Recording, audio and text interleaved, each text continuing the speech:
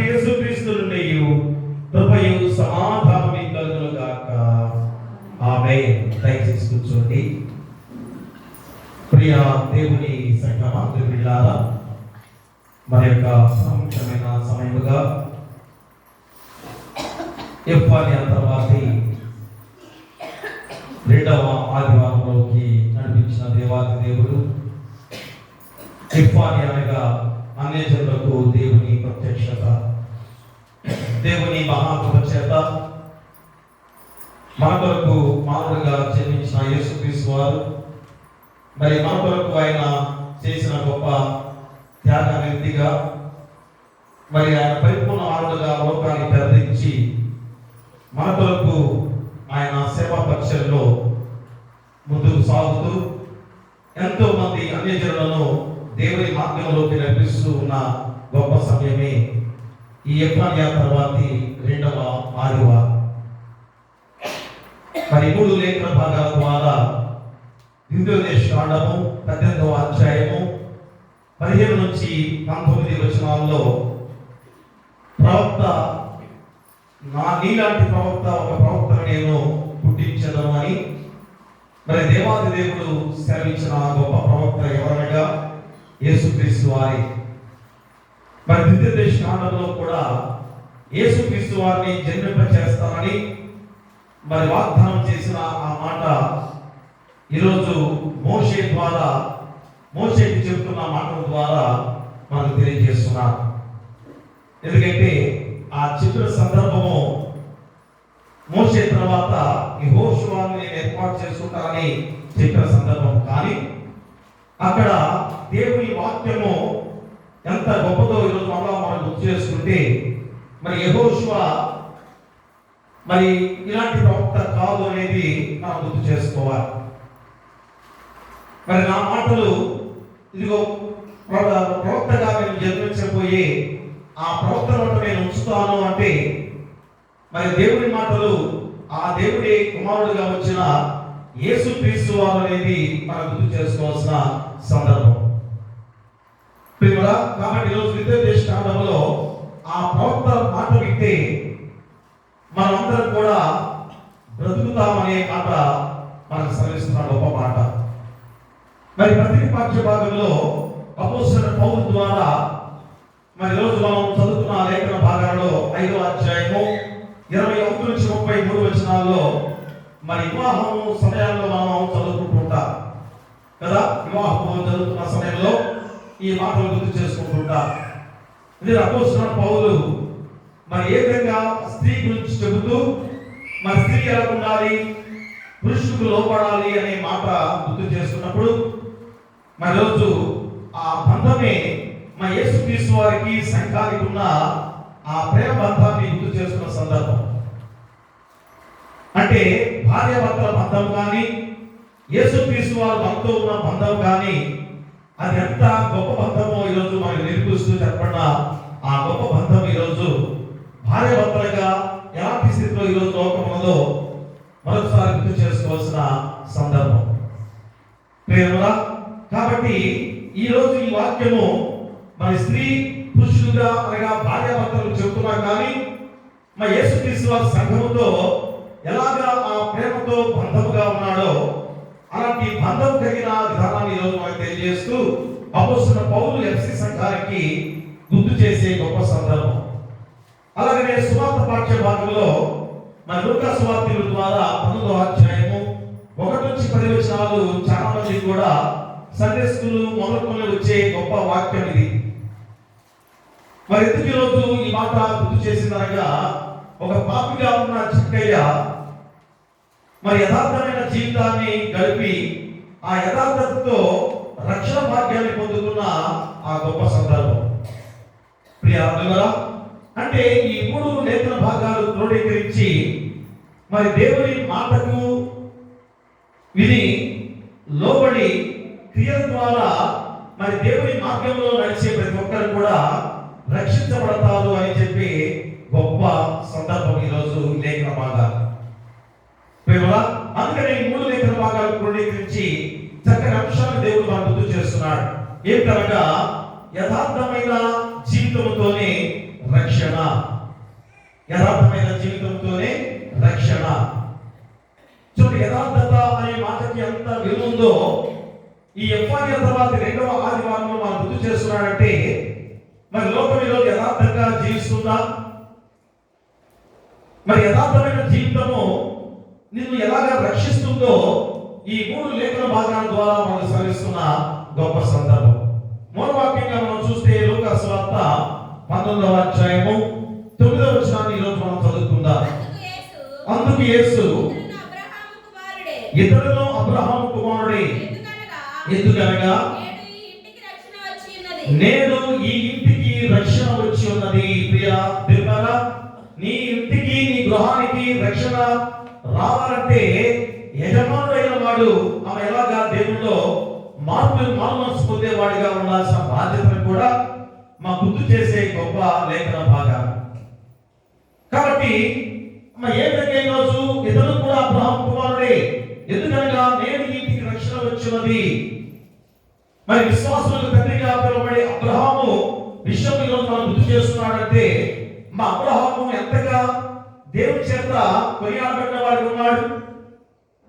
అలాంటి అబ్రహాము జీవితంతో ఈరోజు అందరూ కూడా దేవుని పట్ల విశ్వాసాన్ని కనపరిచే వారిగా ఉన్నామో లేదో ఆలోచన చేసుకోవాలి.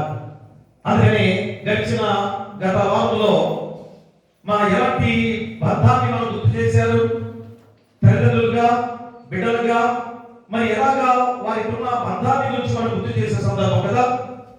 ఏమని, తల్లిదండ్రులారా మీ బిడ్డలకు కోపం లేకపోవద్దని, బిడ్డలారా మీరందరూ కూడా మీ తల్లిదండ్రులు సన్మానించమని ఆ బంధాన్ని పోయిన గత వారంలో మనం గుర్తు చేస్తున్న గొప్ప విధానం. అంటే ఆ తల్లిదండ్రుల ఎడల బిడ్డల విధేయత గురించి మనం గుర్తు చేసిన సందర్భం. అలాగే తల్లిదండ్రులుగా ఉన్న వారు బిడ్డల విషయంలో ఎలా ఉండాలి? కోపము లేపకుండా. ఎందుకు బిడ్డలకి కోపం వస్తుంది? పెద్దవారిగా తల్లిదండ్రులుగా ప్రవర్తన బాగలేకపోతే మా బిడ్డల్లో ఎలాంటి మార్పు ఉందో చాలా ప్రాముఖ్యంగా పోయిన గత వారంలో గుర్తు చేసిన గొప్ప విధానం. అంటే సమాజ క్షేమంలో కుటుంబ వ్యవస్థ అనగా భార్య, భర్త, బిడ్డలు కదా. మరి ఈరోజు సమాజంలో ఇలాంటి బంధంతో దేవుడు ఎంత గొప్పగా దేవుని వారసులుగా దేవుడు ఏర్పాటు చేస్తున్నాడో మనం గుర్తు చేసుకోవాలి. ఎందుకు ఈరోజు ఇలాంటి ప్రాముఖ్యమైన లేఖన భాగాలు ఎఫ్ఆర్ఎల్ తర్వాత మొదటి ఆదివారంలో 2వ ఆదివారం ఎందుకు గుర్తు చేస్తున్నాడు అనగా, మా భార్యాభర్తల మధ్య కానీ తల్లిదండ్రుల బిడ్డల కానీ ఎలాంటి బంధాలు ఈరోజు లోకంలో ఉన్నాయో గుర్తు చేసుకోవాల్సిన ప్రాముఖ్యమైన విధానం. కాబట్టి అలాంటి పొరబడిపోయినాయి కనుక మళ్ళా దేవుని వాక్యాన్ని మనందరికీ కూడా గుర్తు చేస్తున్నాడు. కాబట్టి ప్రియ దేవుడా, ఈరోజు ఆ భార్యాభర్తల అవగాహన, ఐక్యత, ఇది అత్యుత్తమైన స్థితి అనేది మనందరం గుర్తిరగాలి. మా దేవుడు ఏర్పాటు చేస్తున్న బంధాన్ని మనం ఎంతగా పరిశుద్ధంగా నడిపించుకోవాలో కూడా ఈరోజు మళ్ళా గుర్తు చేస్తున్నాడు. కాబట్టి క్రీస్తు సంఘంలో గల అనుబంధాన్ని, పవిత్ర బంధాన్ని కూడా ఈరోజు అపోస్తలుల పౌలు ద్వారా చెప్పే గొప్ప లేఖన భాగం. అంటే వధువుగా యేసుక్రీస్తు వారు మా సంఘాన్ని ఏమో వధువుగా పోస్తూ ఈరోజు ఎలా ఉండాలి? మా సంఘంగా వధువుగా అంటే స్త్రీగా వధువుకి అనగా పురుషుడికి లోబడి ఉండాలి. మా దేవునికి ఏ విధంగా లోబడి ఉంటే సంఘంగా ఉండాలని గుర్తు చేస్తూ ఇలాంటి పవిత్ర బంధం ద్వారా మన జీవితాలు దేవునికి ఎలాంటి విధానంలో జీవించాలో ఎంత ప్రాముఖ్యంగా తెలియజేస్తున్నాడో, అలాంటి ఆ పవిత్ర బంధము ఎలా ఉండాలి? యథార్థముగా కొనసాగించుకోవాలి. మా యథార్థత ఉందా? యథార్థమైన జీవితంతో జీవిస్తున్నామా? అదే ఈరోజు ఈ యొక్క వాక్య భాగం ద్వారా యథార్థంగా కొనసాగించినట్లయితే మనందరం కూడా రక్షణ పొందుకున్న వారమే అని ఖచ్చితంగా ఈ లేఖన భాగం ద్వారా నీకు గుర్తు చేస్తున్నాడు. ఆ విధంగా మనం రక్షణ పొందుకోవాలంటే మనం ఏమి చేయాలి అని ఈ 3 లేఖన భాగాల ద్వారా మనం గుర్తు చేస్తున్నాడు. మనం యథార్థంగా జీవిస్తే రక్షణ పొందుకుంటాం, కరెక్టే. మరి యథార్థంగా జీవించాలంటే మనం ఏం చేయాలి? ఇంత గొప్ప రక్షణ భాగ్యాన్ని దేవుడు మన ముందు చూడగా ఆ రక్షణ భాగ్యాన్ని పొందుకోవడం ఏం చేయాలి? ప్రేమ యథార్థంగా జీవించాలని గుర్తు చేస్తున్నాడు. మరి యథార్థంగా జీవించాలని ఏం చేయాలి? అదే ఈ 3 లేఖన భాగాలు. మొదటిగా మా దేవుని మాట వినాలి, రెండోది దేవునికి లోబడాలి, మూడోది దేవుని ఆజ్ఞలు పాటిస్తూ క్రియలలో చూపించాలి.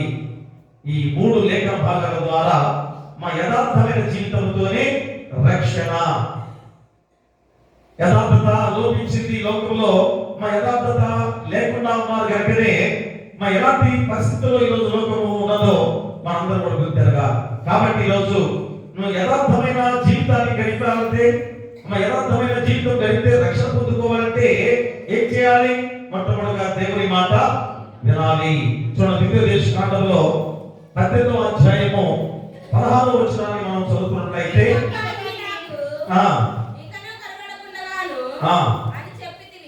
ఈ గొప్ప అగ్ని నాకు ఇంకనూ కనబడకుండాను గాక అని చెప్పితివి.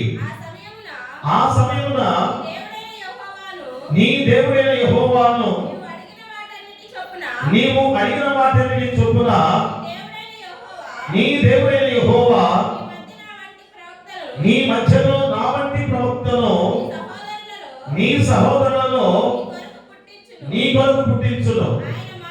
ఆయన మాట నీవు వినవలెను. ప్రియ దేవులారా, చూడండి ఇక్కడ ఎంత గొప్ప మాటగా యెహోవా దేవుడు మా మోషతో సెలవిస్తున్న గొప్ప మాటలు. ఏమన్నాడు? ఆ సమయమున నీ దేవుడైన యెహోవాను నీవు అడిగిన వాటన్నిటి చొప్పున నీ దేవుడైన యెహోవా నీ మధ్యను నా వంటి ప్రవక్తలు నీ సహోదరులలో నీ కొరకు పుట్టించును. ఆయన మాట నీవు వినవలెను. అనగా ఇశ్రాయేలు జనాంగానికి ఈ మాట గుర్తు చేస్తున్నాడు. అయ్యా, నేను నీ వంటి ప్రవక్తని, ఒక ప్రవక్తను పుట్టించబోతున్నాను. ఆ ప్రవక్త నోట నా మాటలు ఉంచుతున్నాను. ఎవరు ఆ ప్రవక్త? మా యేసుక్రీస్తు వారే. ప్రియమైన నీ సహోదరుల్లో నా వంటి ప్రవక్తను ఏ విధంగా పుట్టించబోతున్నారంటే ఎవరు? మా యేసుక్రీస్తు వారి గురించి. కానీ ఇక్కడ యెహోషువ గురించి అనే విధంగా ఉన్న కానీ అది ఎవరి గురించి మనం చెప్తున్నారుగా యేసుక్రీస్తు వారి గురించి మనం చెప్పే గొప్ప సందర్భం. అంటే ఆయన మాట వినవలను అని ఖచ్చితంగా ఎందుకు గుర్తు చేస్తున్నాడు?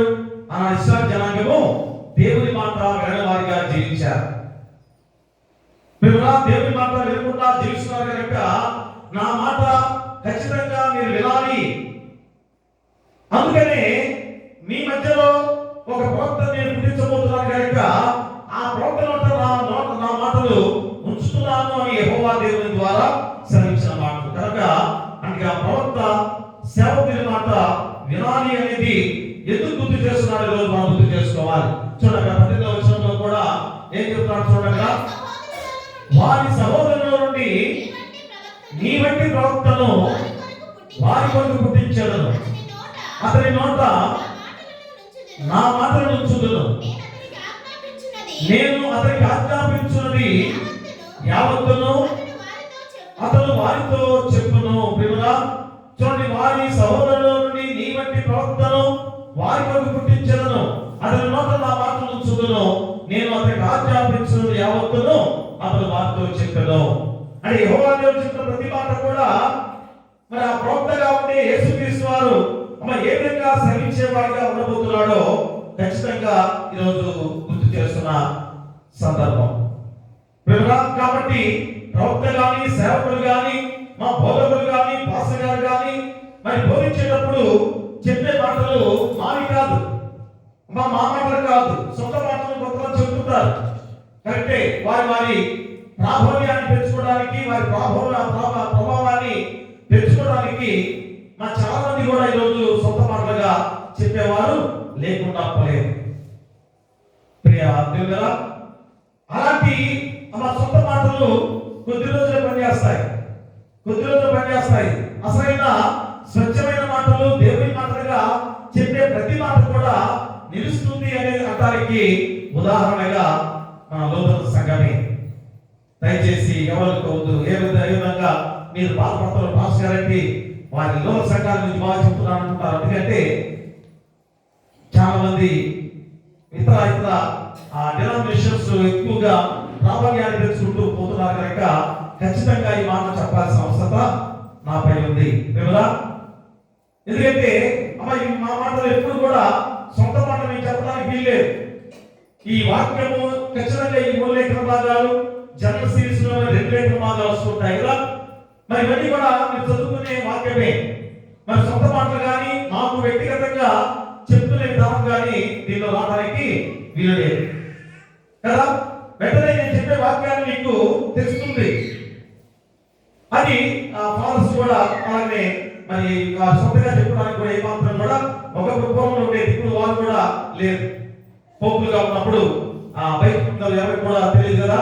మన లోపల చదువుకుని వచ్చి వాక్యాలు చెప్పే విధానాలే మరి మాతృలో కాదు, ఎదురు తిరిగి కూడా ఆ విషయంలోనే.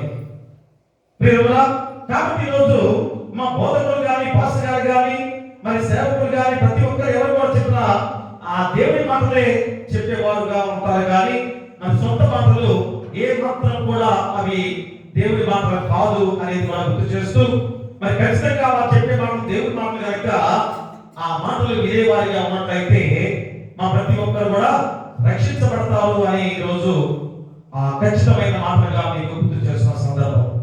కాబట్టి ఈరోజు అబ్రహాము మా దేవుని మాట విన్నాడు కదా. మరి అబ్రహాము కూడా అన్నే కదా, ఏ మాత్రం కూడా దేవుడికి తెలియని వారే కదా. మరి మొట్టమొదటిగానే దేవుడు చెప్పిన మాట ఎలా విన్నాడు? ఒకసారి ఆలోచించండి. ఈరోజు మనందరం కూడా ఇన్ని సంవత్సరాల నుంచి దేవుని ఆలయంలో దేవుని ఆరాధిస్తూ దేవుని ప్రార్థిస్తూ జీవిస్తున్నాం కదా. మరి దేవుని మాట వింటున్నామా? దేవుని మాట వినేవాళ్ళమైతే ఈరోజు లోకం ఎలా ఉంటుందా? దేవుని మాట ఎవరైతే విన్నారో వారందరూ కూడా రక్షించబడే వారిగా ఉన్నారు అనడానికి ఎన్నో కుటుంబాలు మన కళ్ళెదురునే ఉన్నాయి. ఎప్పుడైతే దేవుని మాట విన్నారో వారి కుటుంబం ఎలాగ రక్షించబడ్డదో ఈరోజు కళ్ళెదురునే మనం చూస్తున్నాం. అందుకనే ప్రియ దేవుడా, అబ్రహాము దేవుని మాట విన్నాడు. అలాగే ఈ రోజు మనము లూకా సువార్తలో చెక్కయ్య కూడా దేవుని మాట విన్నాడు కనుకనే మరి యేసుక్రీస్తు వారే స్వయంగా ఉన్నాడు. ఇద్దరు కూడా అబ్రహాం కుమారుడే. ఇద్దరు కూడా అబ్రహాం కుమారుడే. యేసుక్రీస్తు వారే స్వయంగా పలికిన గొప్ప మాటలు. కాబట్టి ఈరోజు దేవుని మాట వినడం అనేది చాలా ప్రాముఖ్యంగా ఈరోజు నీకు గుర్తు చేస్తున్నాడు. మనకి లూకా సువార్త 19వ అధ్యాయం చూడండి ఒకసారి. లూకా సువార్త 19వ అధ్యాయంలో 5వ వచనాన్ని చదువుకుందాం. యేసు ఆ చోటికి వచ్చినప్పుడు కనులెత్తి చూచి, జక్కయ్య త్వరగా దిగుము, నేడు నేను నీ ఇంట ఉండవలసి ఉన్నదని అతనితో చెప్పగా, ప్రియమురా చూద్దామని వచ్చాడు జక్కయ్య, అంతే కదా. చూద్దామని వచ్చిన జక్కయ్యని వెంటనే యేసుక్రీస్తు వారు ఏ విధంగా చెబుతున్నాడు? యేసు ఆ చోటికి వచ్చినప్పుడు కనులెత్తి చూచి, జక్కయ్య త్వరగా దిగుము, నేను నీ ఇంట ఉండవలసి ఉన్నదని అతనితో చెప్పగా, ప్రియమురా ఆ ఒక్క మాట యేసుక్రీస్తు వారు చెప్పిన వెంటనే జక్కయ్య యొక్క హృదయం ఎంతగా తెలుసుకుంది, అతని హృదయంలో ఎంత ఆనందం కలిగింది. వెంటనే యేసుక్రీస్తు వారిని ఏ విధంగా గృహానికి ఆహ్వానించాడో ఆ ఆహ్వానమే అతని రక్షణ మార్గంలో నడిపించిన గొప్ప సందర్భం. అంటే దేవుని మాట వింటే ఎంత గొప్ప రక్షణ మనం పొందుకోగలమో గుర్తు చేస్తున్నాడు. మరి దేవుని మాట వినకపోతే రక్షణ లేదు అని ఖచ్చితంగా ఈరోజు గుర్తు చేస్తున్నాడు. మరి ఇంకా ఏం చేస్తున్నాడు? పైగా విచారణ చేస్తానని గుర్తు చేస్తున్నాడు. ఎవరైతే దేవుని మాట వినలేదో వారి గురించి నేను విచారణ చేస్తాను. చూడండి, నిర్దేశకాండంలో 10వ అధ్యాయంలో 10వ వచనం చదవండి. 12వ వచనం, అతడు నా నామమున చెప్పున మాటలు వినని వారిని దాని గురించి విచారణ చేసేదను. చూసారా, దేవుడు విచారణ చేస్తానని చెప్తున్నాడు. విచారణ చేస్తే ఎంత ప్రమాదం. కాబట్టి ఖచ్చితంగా దేవుని మాట వినాలి అని ఈరోజు నీకు గుర్తు చేస్తున్నాడు. చూడండి, కీర్తనకారుల ద్వారా 81వ సంకీర్తన చూడండి. 81వ సంకీర్తన 8వ వచనాన్ని చదువుకుందాం. నా ప్రజలారా ఆలకింపుడి, నేను నీకు సంగతి తెలియజేస్తును. అయ్యో ఇశ్రాయేలు, నీవు నా మాట వినని యెడల ఎంత మేలు. ప్రియమురా, చూడండి ఎంత గొప్పగా ఈరోజు ఆ ఇశ్రాయేలు జనాంగాల గురించి దేవుడు గుర్తు చేస్తున్నాడు. ఏమన్నా, అయ్యో ఇశ్రాయేలు, నీవు నా మాట విన్న యెడల ఎంత మేలు.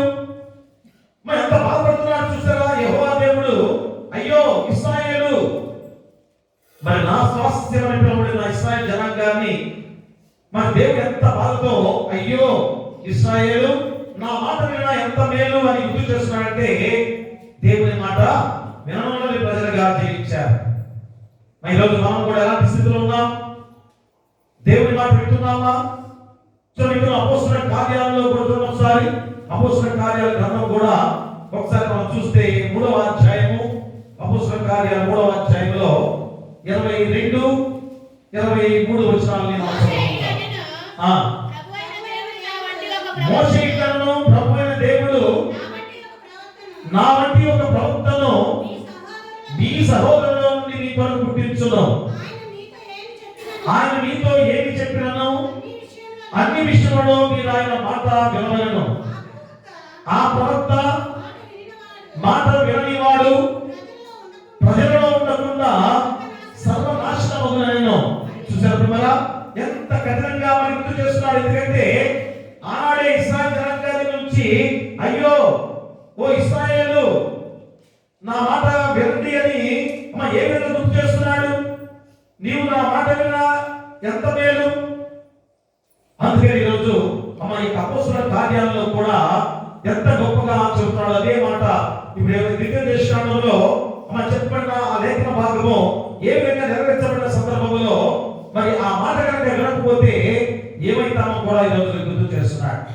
అందుకే మోషే ఇట్లనెను, ప్రభువైన దేవుడు నా వంటి ఒక ప్రవక్తను మీ సహోదరుల నుండి మీ కొరకు పుట్టించును.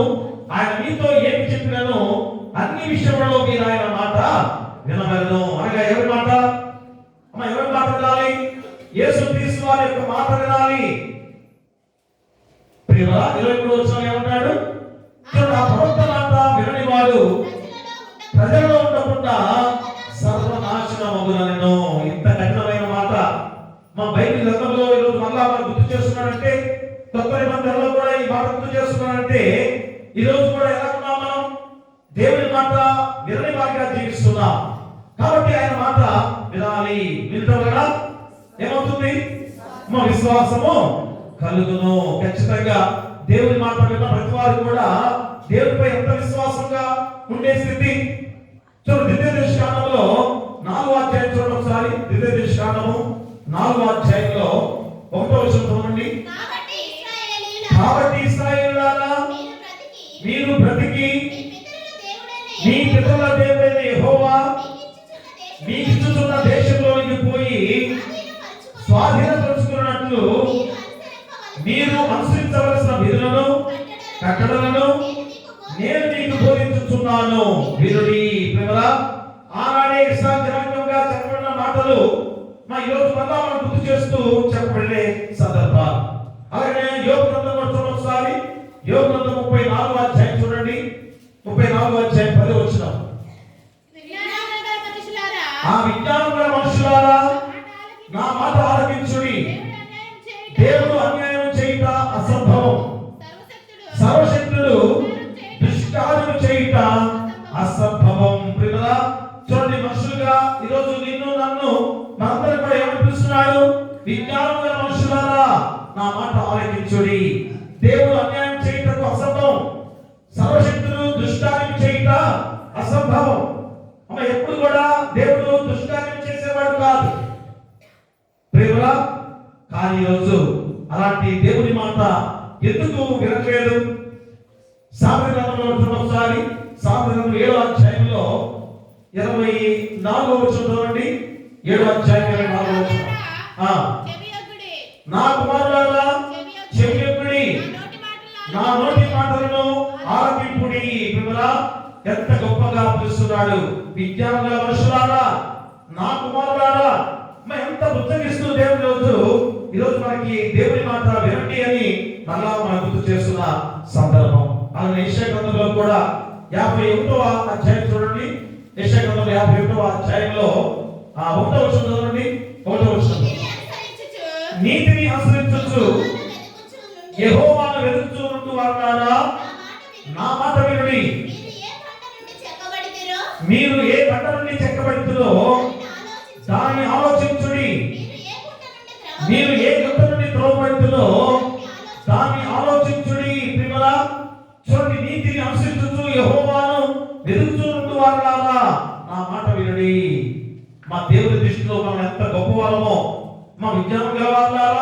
ఆ కుమారులారా లేదా నీతి అనుసరించు వారులారా అని ప్రతి మాట కూడా సంబోధిస్తూ పిలుస్తున్నాడంటే ఈరోజు మనుషులుగా మనం ఏ స్థితిలో ఉన్నామో మళ్ళా నీకు గుర్తు చేస్తున్నాడు. అంటే నీతిని అనుసరించే వారిగా మనం జీవించాలి, మా విజ్ఞానం కలిగిన వారిగా ఉండాలి. కానీ ఈరోజు అలాంటి జ్ఞానంతో ఉన్నవారుగా ఉన్నామా? అంటే దేవుని మాట వినని వారిగా ఉన్నామంటే జ్ఞానం లేని వారమే, మా నీతి లేని వారమే. సో ఎందుకంటే మా దేవుని మాట వింటే ఈ లోకంలో ఎలాంటి స్థితిలో ఉంటుందా ఒకసారి మనం ఆలోచన చేసుకోవాలి. అందుకనే మా ప్రవక్త మాట వినని వాడు ప్రజల్లో ఉండకుండా సర్వనాశనము అగును అనగా వింటే రక్షించబడతారనే మాట అది నువ్వు తిరగాలి. సర్వనాశనం అనే మాట ఉపయోగించాడు కంటే మా కానీ దుష్కార్యం చేయటం అసంభవం అని కూడా గుర్తు చేస్తున్నాడు దేవుడు. యెహోవా దేవుడు ఎప్పుడు కూడా దుష్కార్యం చేసేవాడు కాదు. ఎప్పుడైతే నువ్వు దేవుని మాట వినని వాడిగా ఉన్నావో అప్పుడు ఆ సర్వనాశనం అనే మాట మనకి సంభవిస్తుంది అని కూడా నువ్వు గుర్తిరగాలి. ప్రేమరా కాబట్టి దేవుని మాట వినకపోతే ఎలాగ సర్వనాశనం అవుతావు? ఎవరి ద్వారా నాశనం అవుతావు? అపవాది సిద్ధంగా ఉంది. అపవాది మనల్ని సర్వనాశనం చేస్తుంది, అంతేగాని దేవుడు కాదు. మా దేవుడు ఎప్పుడు కూడా ఆ దుష్కారం చేసేవాడు కాదు. ప్రేమరా అందుకని రోజు మా చెక్కయ్య దేవుని మాట విన్నాడు, తన ద్వారా తన ఇంటి రక్షణను తెచ్చుకున్న గొప్ప సందర్భము. ప్రేమరా చూడండి మత్తయి సువార్త 17వ అధ్యాయం చూడండి ఒకసారి. మత్తయి సువార్త 17వ అధ్యాయంలో 5వ వచనాన్ని చదవండి. 17వ అధ్యాయం అతని ఇంట్లో మాట్లాడుచుండగా ఇదిగో ప్రకాశమానమైన ఒక మేఘము వారిని కమ్ముకొనెను. ఇదిగో ఈయన నా ప్రియ కుమారుడు, ఈయన యందు నేను ఆనందిస్తున్నాను, ఈయన మాట వినుడని ఒక శబ్దము ఆ మేఘములో నుండి పుట్టెను. ద్వితీయోపదేశకాండములో యెహోవా దేవుని ద్వారా మోషేతో చెప్పిన మాట ఇదిగో నెరవేర్చబడుతూ యేసుక్రీస్తు వారు దిగి వచ్చిన తర్వాత ఎంత గొప్పగా యెహోవా దేవుడే మళ్ళా మీకు గుర్తు చేస్తున్నాడు. అయ్యా ఈయన మాట వినండి, యేసుక్రీస్తు వారి యొక్క మాట వినండి. ఇంత క్లియర్ గా దేవుని మాటలు ఈ వాక్య భాగాలలో మనం గుర్తు చేసినప్పుడు మరి దేవుని మాట వింటున్నావా? మా యేసుక్రీస్తు వారి మాట వింటున్నావా? ఆయనే దేవుడు, ఆయనే కుమారుడు, ఆయనే పరిశుద్ధాత్ముడు. ప్రేమరా కాబట్టి ఆయన మాట వినే ప్రతి ఒక్కరు కూడా రక్షించబడతారు. ప్రేమరా మరి మొట్టమొదటిగా దేవుని మాట వినాలి. తర్వాత ఏం చేయాలి? మా దేవుని మాట విన్న తర్వాత ఏం చేయాలి? దేవునికి లోబడాలి. ఏం చేయాలి? దేవునికి లోబడాలి. అదే ఎఫ్ఎస్సీ రాసిన పత్రిక 5వ అధ్యాయంలో మనం చూసినట్లయితే 22వ వచనాన్ని చదవండి. స్త్రీలారా ప్రభువునకు వలె మీ సొంత పురుషులకు లోబడి ఉండుడి. ప్రేమరా అంటే పురుషులు లేదా? మా పురుషులు లోబడాల్సిన అవసరం లేదా? ఎందుకని మా వాక్యాన్ని మనకు గుర్తు చేస్తున్నాడు? మా దేవుడికి ఒక మాటలు గుర్తు చేశాడు అపోస్తలుడైన పౌలు. మనం వివాహంలో ఆ భార్యాభర్తలు చెప్పే సందర్భంలో ఈ వాక్యాన్ని మనం చదువుకుంటుంటాం. అపోస్తలుడైన పౌలు ఎందుకు మొట్టమొదటిగా స్త్రీ గురించి చెప్పాడో కూడా ఆ రోజు చెబుతుంటాం కదా, ఆ సందర్భం వేరు. కానీ ఈ రోజు ఈ వాక్య భాగం దేనికి వచ్చినగా మా స్త్రీ ఎవరనగా సంఘమే. మా సంఘాన్ని స్త్రీతో పోల్చాడు. అందుకని 24వ వచనం చూడండి ఒకసారి.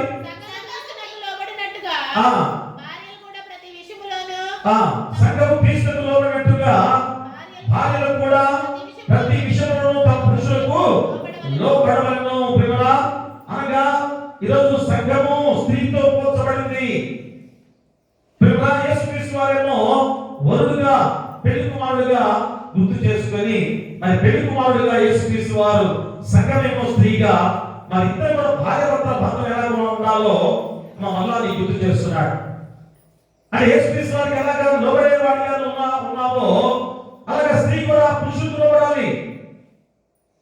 మా స్త్రీలకి హెచ్చరికతో కూడిన వాక్యమే ఖచ్చితంగా. ఎందుకంటే ఈరోజు ఆ లోబడే తత్వం కోల్పోయింది కనుకనే, ఆ లోబడే మనస్తత్వం లేదు కనుకనే భార్య భర్తల మధ్య ప్రేమలు కూడా తగ్గిపోయాయి. కాబట్టి స్త్రీ లోబడి ఉండాలని, మా పురుషుల అహంకారం కూడా ఎంత భయంకరంగా ఉందో లోకంలో మనందరూ కూడా ప్రతిరోజు కూడా చూస్తున్నాం. చూస్తున్నాం కదా. స్త్రీ బలహీనురాలని గర్వం చెప్పేసి వెంటనే చేయెత్తే లోకం కదా. ఇలా కోపం వస్తే ఏం చేస్తారు పురుషులు? వెంటనే చేయెత్తుతుంటారు, తర్వాత కాలు కూడా ఎత్తారు కదా, తర్వాత కర్రలు కూడా తీస్తారు బయటికి. దాని వరకు ఈరోజు ఈ వాక్యము ఏ విధంగా గుర్తు చేస్తున్నారుగా, స్త్రీలారా ప్రభువును వలె మీ స్వపురుషులకు లోబడి ఉండుడి అని గుర్తు చేస్తూ ధర్మమే అది. ఎందుకంటే స్త్రీ ఎవరి కొరకు నిర్మించాడు? పురుషుల కొరకే, ఆడవారి కొరకు అవని సిద్ధపరిచాడు దేవుడు. కాబట్టి ఖచ్చితంగా పురుషులు లోబడి ఉండాలి. అంటే యజమానులు కష్టార్జిత పనులు చేస్తూ వస్తారు కనుక మన ఈ కుటుంబ విధానంలో నువ్వు ఏ విధంగా చక్కబెట్టుకునే వారిగా ఉండాలి. ఈరోజు అలాంటి స్థితి పోయింది కదా. మా స్త్రీలు కూడా మన పురుషులకే ప్రతి విషయం కూడా చెబుతుంటారు. అన్ని పనులు కూడా, గృహాల్లో కూడా కొన్ని పనులు చెప్పేవారు చాలా మంది ఉన్నారు. ఎందుకంటే ఆ సుఖం అనేది నేర్పించింది కూడా పురుషులే.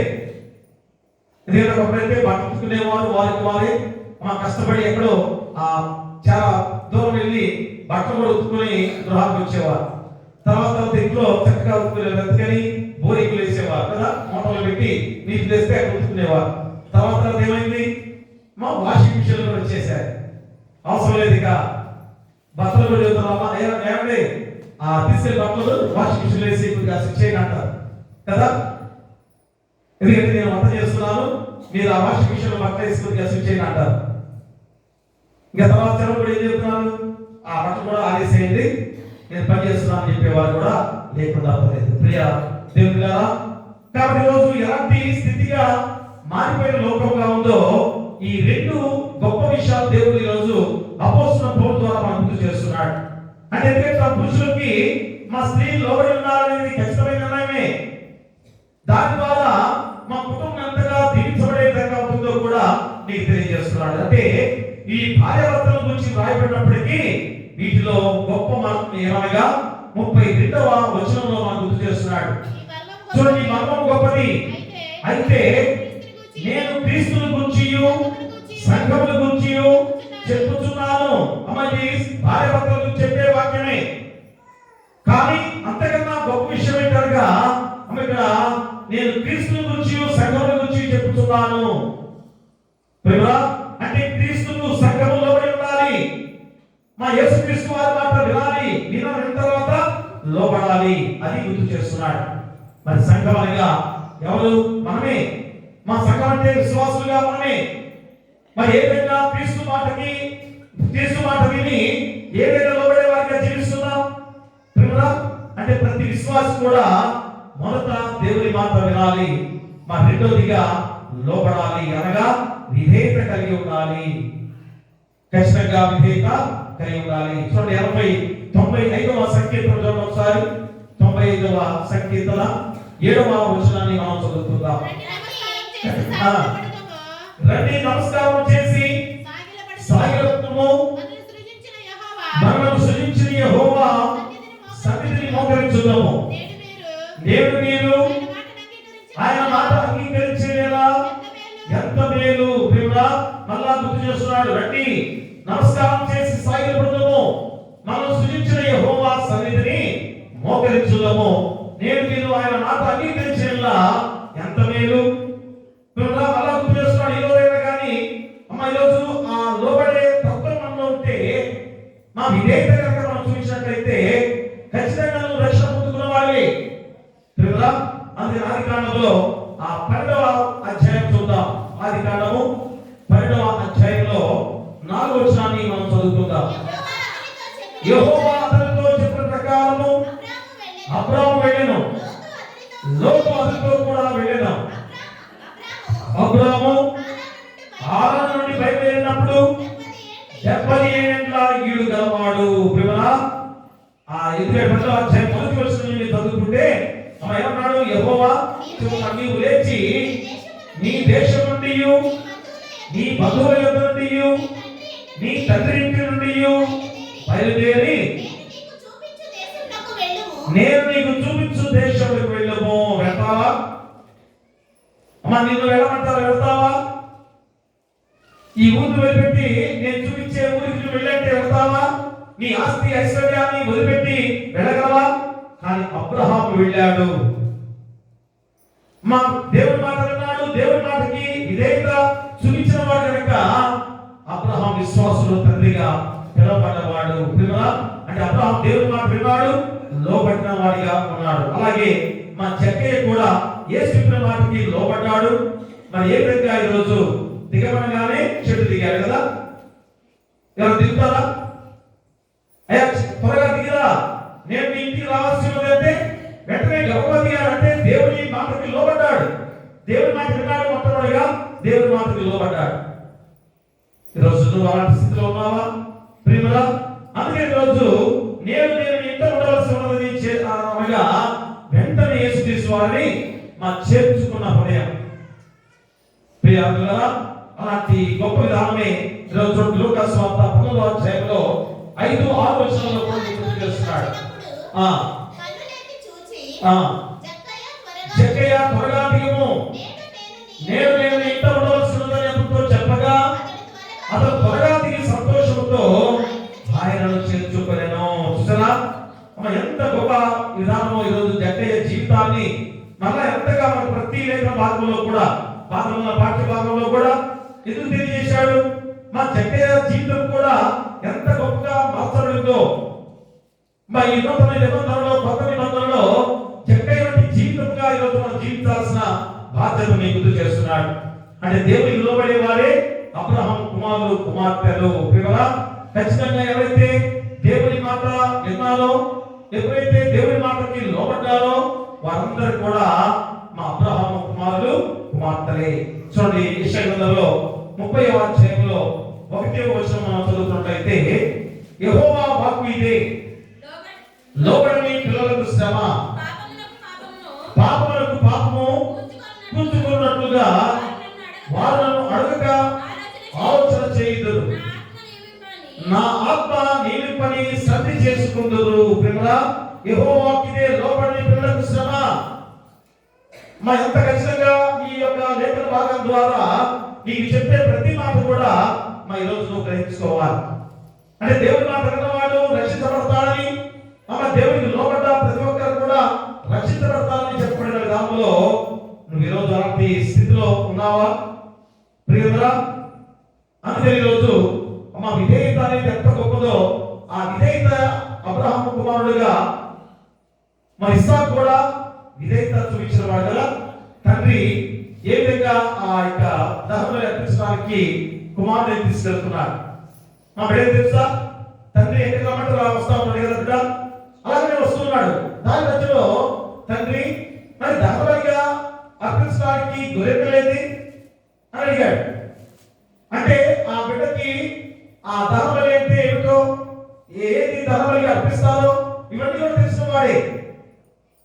అందుకంటే అబ్రహాము అన్నాడు, మా దేవుడే చూసుకుంటాడు అని చెప్పబడిన తర్వాత ఆ అసలైన ప్రదేశానికి వెళ్ళేసరికి ఏం చేశాడు, అమ్మ యొక్క ఇస్సాకు చేతులు పాడు కట్టేసి వెనక్కి విరిచి చేతులు కట్టేసి చేతితో పైకెత్తి ఆ బలిపీఠం మీద పెడుతున్నప్పుడు ఏమనాలి, మా ఇస్సాకు ఏమనాలి, ఎదురు తిరిగి పరిగెత్తుకుంటూ వెళ్ళిపోవాలి కదా. ఏ మాత్రం కూడా మా దహనబలి అర్పిస్తున్నప్పుడు కూడా ఆ కుమారుడుగా ఉన్న ఇస్సాకు మారు మాట్లాడకుండా సైలెంట్ గా ఆ తండ్రి చెప్పిన విధానంలో దహనబలికి అంగీకరించిన వాడు. అంటే తండ్రి మాట విన్నవాడు, మా విధేయత చూపించిన వాడు, దేవుని మాట విన్నాడు. మా విధేయత చూపించిన విధానం ఎంత గొప్పదో చూసారా. వెంటనే యెహోవా దేవుని ద్వారా, అయ్యా అబ్రహాము ఆగు, నీ బిడ్డని దహనబలిగా అర్పించవద్దు, ఇదిగో ఆ పొదలో ఉన్న ఆ గొర్రెపిల్లని దహనబలిగా అర్పించు అంటే అమ్మ ఈరోజు నీ కొరకు నా కొరకు తన కుమారుడు ఉన్న యేసుక్రీస్తు వారిని ఏ విధంగా దహనబలిగా అర్పించాడో, ఎంత ప్రేమ కలిగిన వాడో ఆలోచించే. ఈరోజు నీకు అలాంటి విశ్వాసము దేవుడిపై ఉందా ప్రియుడా? కాబట్టి ఈరోజు దేవునికి లోబడే వారే అబ్రహాము కుమారులు కుమార్తెలు. అదే ఈరోజు నీకు 3వ పాఠం ద్వారా దేవుని ఆజ్ఞలు పాటిస్తూ క్రియలో చూపించాలి. దేవుని మాట వినాలి, తర్వాత దేవునికి లోబడాలి, తర్వాత దేవుని ఆజ్ఞలు పాటిస్తూ క్రియలో చూపాలి. లూకాసు వార్త 9వ అధ్యాయము 8వ వచనాన్ని మనం చదువుకున్నట్లయితే, జక్కయ్య నిలబడి ఇదిగో ప్రభువా, నా ఆస్తిలో సగం దేవునికి ఇచ్చుచున్నాను. నేను ఎవరి యొద్దనైనను అన్యాయంగా దేనినైనను తీసుకుని అతనికి 4 గంటలు మళ్ళా చెల్లించునని ప్రభువుతో చెప్పాను. ప్రియులా, యేసు తన ఇంట చేర్చుకున్నప్పుడు జక్కయ్యతో యేసు చెప్పిన మాట విన్నాడు, లోబడ్డాడు. ఆయన ఆజ్ఞలు గైకొచ్చు క్రియలో చూపించిన గొప్ప సందర్భాన్ని మనం చూపిస్తున్నాడు. అమ్మ, ఎందుకగా జక్కయ్య యొక్క కథ మా చిన్నపిల్లల కాంచి కూడా సండే స్కూల్లో నేర్పించే కథే కదా. కానీ దీనిలో ఎంత సత్యం ఉంది? ప్రతి ఒక్కరు కూడా నేర్చుకోవాల్సిన ఎంత గొప్ప సత్యాన్ని మా ఈరోజు దేవుడు జక్కయ్య జీవితంలో మీకు చూపిస్తున్నాడు. అంటే జక్కయ్య జీవితం ఎంత భయంకరమైందో, ఒకప్పుడు ఎంత ఆస్తిమంతుడు, ఎంత ధనవంతుడు, ఎంత అన్యాయంగా డబ్బులు కొట్టేవాడు. అలాంటి జక్కయ్య ఎలాంటి మారు మనసు పొందుకోవడానికి పరితపించిన హృదయంగా ఉన్నాడో అప్పుడే తన హృదయం తెలుసుకున్న గొప్ప విధానం. అంటే దేవుని ఎప్పుడు నేను చూడాలి, మా యేసుక్రీస్తు నేను చూడాలని ఎప్పుడు అనుకున్నాడో తన హృదయం తెరవబడింది. ఈ రోజు కూడా మారు మనసు పొందలేదంటే నీ హృదయంలో యేసుక్రీస్తు వారిని చేర్చుకోలేదనేది ఇంకా గుర్తు చేసుకోవాలి. మధ్యలో పాప మార్గంలో మనం ఉన్నామంటే, దుష్ట మార్గంలో మనం జీవిస్తున్నామంటే అర్థం ఏంటి? యేసు మన హృదయంలో చేర్చుకోలేదు అని గుర్తు చేసుకోవాలి. అందుకే జక్కయ్య జీవితంలో ఏది అంత గొప్ప వాక్యాన్ని మనం గుర్తు చేస్తున్నాడనగా, దేవుని మాట వినాలి, మా దేవునికి లోబడాలి, మూడవది దేవుని ఆజ్ఞలు పాటిస్తూ మా క్రియలో చూపించాలి. ఏమన్నాడు యేసుక్రీస్తు వారు? జక్కయ్య త్వరగా దిగు, నేను నీ ఇంటికి రావాల్సి ఉన్నది అన్నాడు. అదే కదండి, మా మేడ్చి దగ్గర యేసు ఆ చోటుకి వచ్చినప్పుడు కళ్ళెత్తు చూసి జక్కయ్య త్వరగా దిగుము, నేను ఇంట ఉండవలసి ఉన్నదని అతనితో చెప్పగా అతను త్వరగా దిగి సంతోషంతో ఆయన చేర్చుకును. గబగబ దిగాడు. అతని చెట్టు ఎక్కడో వచ్చేవాళ్ళు తెలియదు కదా. పుట్టివాడు చెట్టు ఎక్కడ ప్రయత్నిస్తాడా? ఏ మాత్రం కూడా ప్రయత్నించారు. కానీ మా యేసుక్రీస్తు వారిని చూడాలని తపన, మా పరితాపము అతన్ని చెట్టెక్కించింది. ఈరోజు కొంతమంది అంతే కదా, ఒక అలీలో పోతుంటే సింహం కానీ ఎలుపట్టి కానీ ఎదురొచ్చినప్పుడు ఏం చేస్తాం? మన ఈ చెట్టు ఎక్కడ చేతకపోయినా కానీ ఏం చేస్తారు? మా చెట్టు పట్టుకొని ఎగబాకుతుంటారు కదా. మా చాలా మంది దేశంలో ఏదన్నా ఆ కొండ కానీ లేకపోతే ముళ్ళకప్పలు కానీ ఉన్నాయనుకోండి, పాము ఏదన్నా వచ్చింది ఏం చేస్తారు? ముళ్ళకప్పైనా కానీ దాపుకుంటూ పోతారు. మా ముళ్ళు కూర్చున్నాయి, మా పాము కట్టేస్తే ప్రమాదకరం చెప్పేసి ముళ్ళు కూడా దాపుకుంటూ పెడతారు. జక్కయ్య కూడా అదే చేశాడు. యేసుక్రీస్తు వారిని చూడాలని పరితపనతో వెళ్ళాడు. అందరూ కూడా ఎత్తుగా ఉన్నారు. అప్పుడున్న ఆ సమయంలో అందరూ చాలా ఎత్తుకుంటారు. ఇక్కడేమో జక్కయ్య పొట్టివాడు, అంటే దాంతో కూడా 2 అర్థాలు ఉన్నాయి. దేంతో పొట్టివాడు? మా దేవుల్లో కూడా పుట్టివాడు అనేది కూడా గుర్తు చేస్తున్నాడు. మా దేవుని ఎరగవాడిగా జీవించిన జీవితము పుట్టి జీవితమే. మా మంది కూడా ఎత్తున్నా కానీ మా దేవుని ఎరగవాళ్ళలో పుట్టివారని గుర్తు చేసే గొప్ప సందర్భం కూడా. అలాంటి పుట్టి జక్కయ్య మరి ఏం చేశాడు? నేను నాగన్న యేసుక్రీస్తుని చూడాలని ఆ మేడి చెట్టు గబగబా ఎక్కాడు. ఆ చూసిన వెంటనే కళ్ళు ఎప్పుడైతే యేసుక్రీస్తు వారి మీద ఆ చూపు ప్రసరించిందో అంతకన్నా రిఫ్లెక్షన్ తో ఆ యొక్క కాంతి కిరణాలు, యేసుక్రీస్తు వారి కిరణాలు ఆ యొక్క జక్కయ్య మీద పడ్డాయి. జక్కయ్య త్వరగా రా. ఆ పేరు ఎందుకని తెలిసింది? జక్కయ్యని సంబోధిస్తున్నాడు. వెంటనే కాసేపట్లో తన హృదయంలో మార్పు జరిగిందో చూసారా? అతను త్వరగా దిగి సంతోషంతో ఆయన చేర్చుకును. చూసారా ఎంత ప్రతిపించిన సంతోషం? అదే దాకా మనము సంతోషపడే ప్రియులారా అనే మాట ఎందుకు పాడుకున్నాం? ఈరోజు మనందరం కూడా అంత సంతోషాన్ని పొందుకున్నామే. మనం చేర్చుకున్నామంటే ఎంత సంతోషంతో ఉండాలి, మా రక్షణ పొందుకున్నామంటే ఎంత సంతోషంతో ఉండాలి. అయినా కానీ రోజు మనమందరం కూడా ఏదో శోధన, ఏదో శ్రమ, ఏదో బాధల చేత మనందరం హృదయాలు కూడా ఏదో బాధతో గురించి లోపంలో జీవిస్తున్నాం. ఈ రోజు ఆలోచన చేసుకొని నీలో ఎందుకు సంతోషం లేదు? మా యేసుక్రీస్తు వారిని చేర్చుకోలేదు కనుక నీలో సంతోషం లేదు. మరి జక్కయ్య ఎంత సంతోషంతో ఆయన చేర్చుకును. అందరూ చూసి ఈయన పాపి అయిన మనిషి యొక్క బస్సయ్య వెళ్ళని చాలా కదా లోకం ఎలా ఉందో చూపిస్తున్నాడు వల్ల.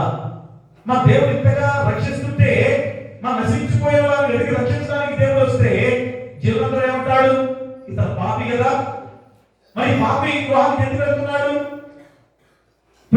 ఎంత భయంకరమైన మనస్తత్వాలు మనుషుల్లో ఉన్నాయో ఆలోచించాలి. చూడండి యాకోబు పత్రిక ఒకసారి చూడండి. యాకోబు పత్రిక 2వ అధ్యాయాన్ని చదువుదాం. యాకోబు పత్రిక 2వ అధ్యాయంలో 20-21 వచనాలు చదువుకుందాం. వ్యర్థుడా 20-21 వ్యర్థుడా క్రియలు లేని విశ్వాసము నిష్ఫలమైనదని తెలుసుకొనగోరుచున్నావా? మన పితరుడైన అబ్రహాము తన కుమారుని ఇస్సాకును బలిపీఠం మీద అర్పించినప్పుడు అతడు క్రియల వలన నీతిమంతుడని తీర్పు పొందలేదా? చూసారా ప్రియ దేవుడా, వ్యర్థుడా క్రియలు లేని విశ్వాసం నిష్ఫలమైనదని తెలుసుకొనగోరుచున్నావా? మన పితరుడైన అబ్రహాము తన కుమారుడైన ఇస్సాకును బలిపీఠం మీద అర్పించినప్పుడు అతను క్రియల వలన నీతిమంతుడని తీర్పు పొందలేదా? దేవుడా, లేక పుట్టిన కుమారుడు 100 ఏళ్ల ప్రాయంలో పుట్టిన కుమారుడు ఇస్సాకు. మరి ఇస్సాకు దహనబలిగా అర్పించమన్నాడు యెహోవా దేవుడు కదా. మా ఎవరిని ఇస్తారా? 100 ఏళ్ల ప్రాయంలో నమ్ముల కుమారుడుగా ఇస్సాకు మాకు జన్మింపచేసి మళ్ళా దహనబలి నేను ఇస్తా? ఎవ్వరు కూడా ఏమో కదా, ఇస్తారా? ఇచ్చాడు కదా. అబ్రహాము ఇచ్చాడు. అబ్రహాము మన విశ్వాసులు తండ్రిగా ఉన్నాడంటే మనం కూడా అలాంటి స్థితి ఉండాలి. ఆ విధంగా మనం జీవించాలి కదా. జీవిస్తున్నావా? ఆ స్థితి మనలో ఉందో లేదో ఒకసారి మనమే ప్రశ్నించుకుందాం ప్రియ దేవుడా. అందుకనే మన ఈరోజు అబ్రహాము క్రియా రూపంలో తన విశ్వాసమును చూపించాడు. అలాగే జక్కయ్య కూడా క్రియలో తన భక్తిని ఎలాగా చూపించాడో మనం గుర్తు చేస్తున్నామని త్వరగా నీ ఇంటికి రావాల్సినదని చెప్పినప్పుడు మా సంతోషంతో ఆయన చేర్చుకున్న సమయంలో కొంతమంది మనుషులు చదువుతున్నారు. వెంటనే జక్కయ్య నిలబడి, ప్రభువా నా ఆస్తిలో సగం పేరు ఇస్తున్నాను. యేసుక్రీస్తు వారు అయ్యాడా? ఎవరు అడిగాడా? అతను ప్రశ్నించాడా? చూసారా, అతనిలో మార్పు యేసుక్రీస్తు వారు ఎప్పుడైతే హృదయంలో చేర్చుకున్నాడో తన పాప జీవితాన్ని మొత్తాన్ని కూడా తీసివేసుకున్నాడు. ఈరోజు మనం యేసుక్రీస్తు వారు చేర్చుకున్న వారమేనా? ఎవరి హృదయాల్లో పరిశీలన చేసుకుందాం. యేసుక్రీస్తు వారిని చేర్చుకుంటే నీలో పాపం ఉండకూడదు, ఏ దుష్కార్యంలో ఉండకూడదు కదా. అదే ఈరోజు జక్కయ్య జీవితంలో వెంటనే అన్నాడు, ప్రభువా నా ఆస్తిలో సగం పేరు ఇస్తున్నాను. నేను ఎవరి యొక్కనైనా అన్యాయంగా దేనినైనా తీసుకుని అతనికి 4 గంటల వల్ల చెల్లించునని ప్రభుత్వం చెప్పాను. ఇంకంతకనేది సగం పేరు ఇచ్చేస్తాను. ఎవరైతే అన్యాయంగా తీసుకున్నానో వారిని 4 గంటలుగా మళ్ళా చెల్లిస్తాను. అది మారు మనసు. మార్పు చెందిన హృదయాలంటే అదే. అందుకని చాలా మంది ఆడోత్తమే సరి పెట్టేవారు చాలా మంది ఉన్నారు కదా. ఆడోత్తం చెప్పేవారు చాలా మంది ఉంటారు. సాక్షి చెప్పుకున్నానులే అంటారు కదా. సాక్షి చెప్పడమే సరిపోతుందా? మారు మనసులో పొందుకోవద్దా? క్రియలు మీలో కనబడవద్దా? అందుకని అబ్రహాము కుమారుడు కావాలనుకుంటే క్రియారూపంగా చూపించాలి. అందుకని మొట్టమొదటి అబ్రహాము జీవితంలో తన కుమారుడిని దహనబలిగా అర్పించాలంటే ఏ మాత్రం కూడా వెనుకంజ వేయకుండా దహనబలి అర్పించడానికి తీసుకువెళ్ళాడు. చూడండి, అతి క్రియా రూపంగా ఈరోజు జక్కయ్య కూడా యేసు తెలియజేసిన వెంటనే తన మనసు మార్చుకున్నాడు, తన క్రియను మార్చుకున్నాడు. తద్వారా అబ్రహాము కుమారుడైన గొప్ప సందర్భం. వెంటనే యేసుక్రీస్తు వారు ఏమన్నాడు అక్కడ?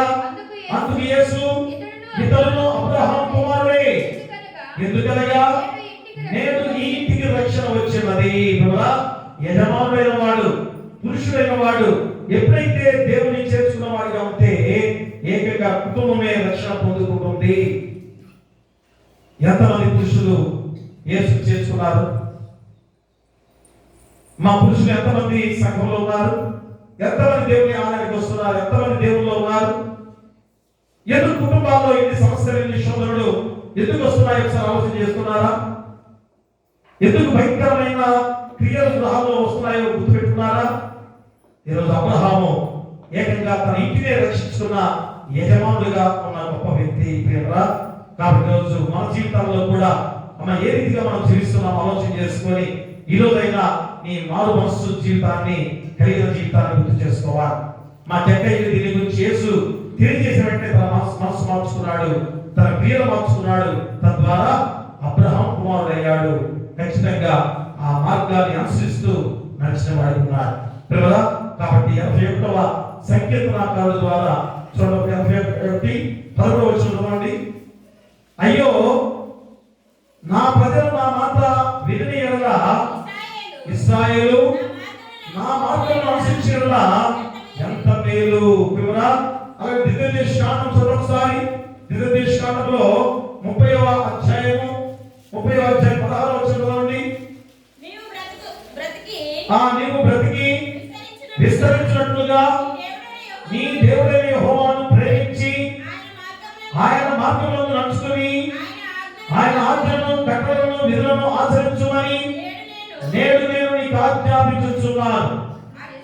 అట్లు చేసిన నీవు స్వాధీనపరచుకున్నటకు ప్రవేశించు దేశంలో నీ దేవుడైన యెహోవా నిన్ను ఆశీర్వదించును. ఇది కూడా ద్వితీయోపదేశకాండంలో ముందుగానే చెప్పాడు.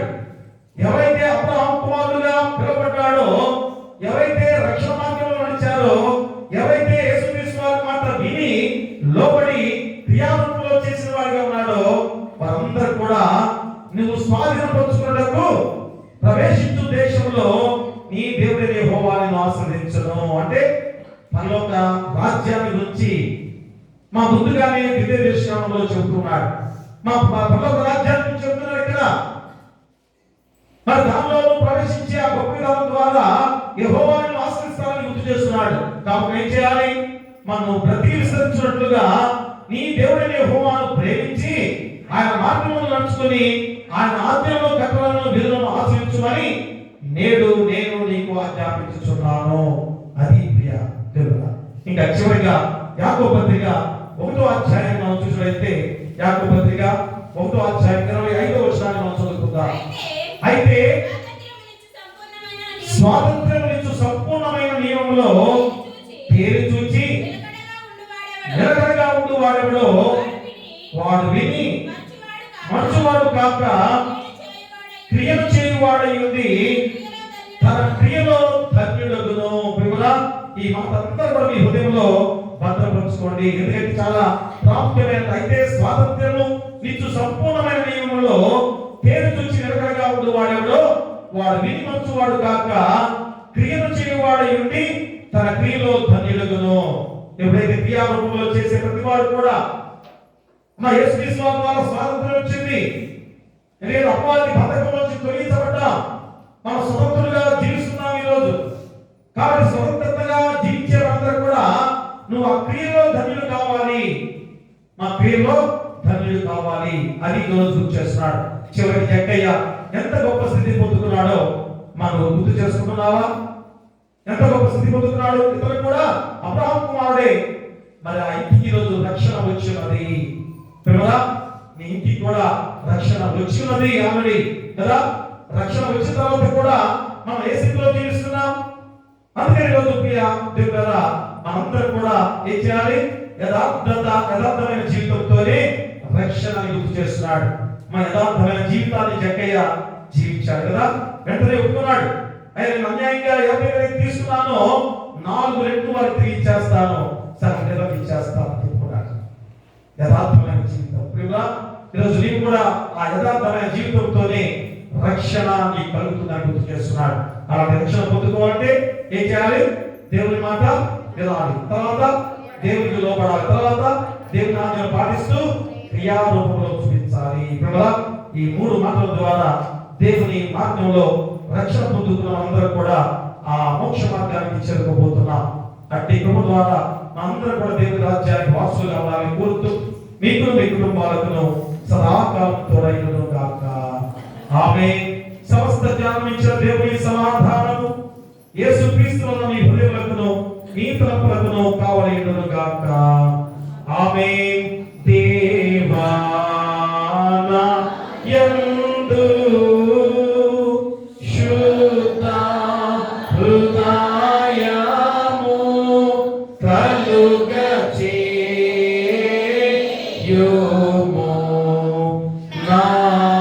నాంతర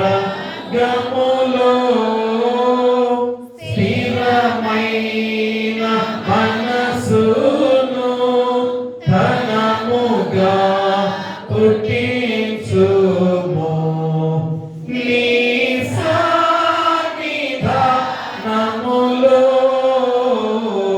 నుండి నన్ను త్రోసివేయుము. నీ పరిశుద్ధాత్మను నా యొద్ద నుండి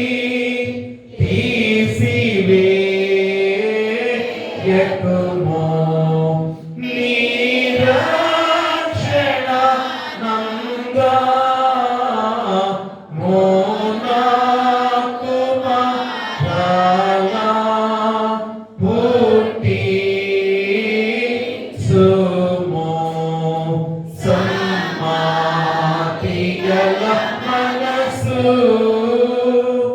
కలుగ చేసి నన్ను తృణపరచుము.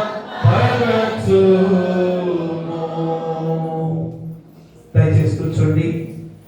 కృతజ్ఞత కానుక మొక్కుబడి కానుక తెచ్చుకోవాలంటే